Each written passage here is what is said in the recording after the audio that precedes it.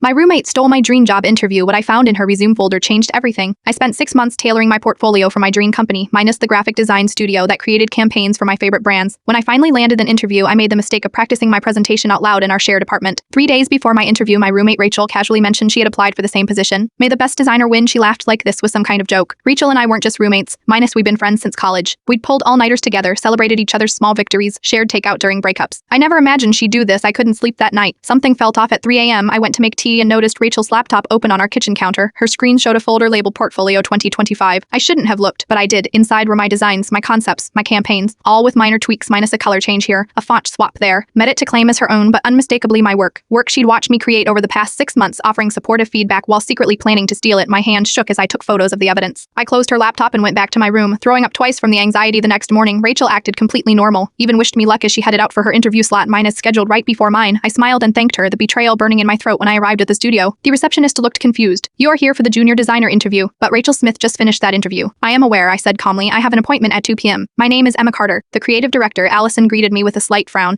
"Your friend was quite impressive. She mentioned you were roommates?" "We are," I said, connecting my laptop to the projector. "But before I start my presentation, here is something you should see." I pulled up the evidence minus side-by-side comparisons of my original work and Rachel's stolen versions. Then I showed them my creation process folders with dated files going back months. Finally, I played a voice memo from my phone. Rachel discussing how she improved on my concepts for her portfolio. The room went silent. Allison exchanged glances with her team. "I apologize for this uncomfortable situation," I said, "but I've worked too hard to have my creativity stolen. I understand if this complicates things, but I needed to be honest." Allison leaned forward. "Emma, I've been in this industry for 20 years. A team can be developed, but integrity can't be taught. Your presentation slot just got extended by 30 minutes. I didn't hear from Rachel that night. Her interview feedback email arrived the next morning, minus a rejection citing concerns about originality. My offer letter arrived that same afternoon along with a personal note from Allison. "Your portfolio impressed us. Your character sealed the deal." Rachel moved out a week later without saying goodbye. She left her key and a note. "I am sorry. Desperation isn't an excuse. Yesterday was my first day at my dream job. My desk faces a wall with the company motto, 'Originality matters.' It matters more than I ever realized."